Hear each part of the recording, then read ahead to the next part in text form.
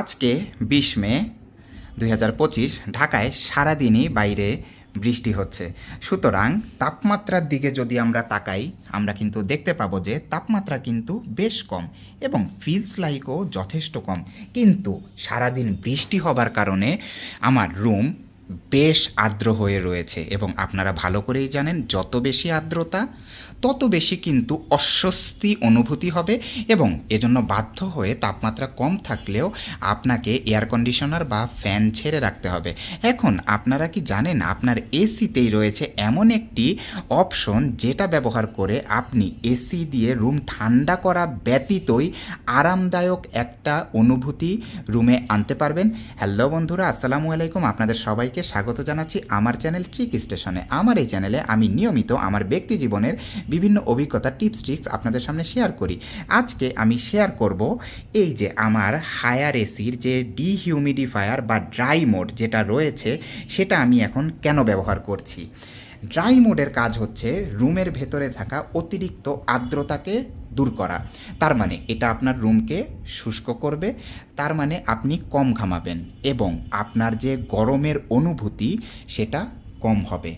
এর ফলে কিন্তু আপনার এসি, এই যে দেখুন, এই মোডে যদি আপনি এসি চালান, এসির যেহেতু বাইরের কম্প্রেসরের কাজ করা লাগছে না, সুতরাং সে কিন্তু খুবই সামান্য ফ্যানের চেয়েও কম বিদ্যুৎ খরচ করছে।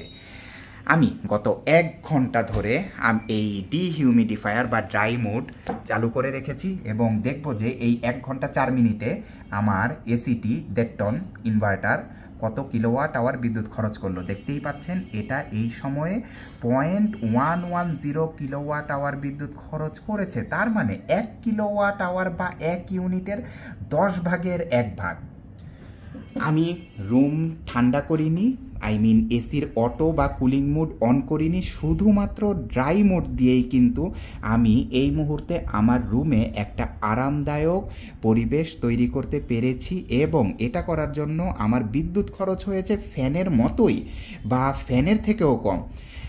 আর রুমের আর্দ্রতা যদি নিয়ন্ত্রণে থাকে তাহলে কিন্তু আপনার সেভাবে গরমের অনুভূতি হবে না।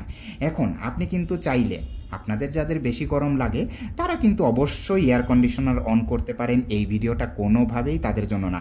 আজকেই যেমন গত কয়েক ঘন্টায় আমাকে বিভিন্নজন আমার চ্যানেলে কমেন্ট করেছেন আজকে যেন আমি ড্রাই মোডের একটা ভিডিও বানাই, কারণ অনেকেই আপনারা আজকে বলেছেন যে আপনারা বাসায় ড্রাই মোড ব্যবহার করছেন।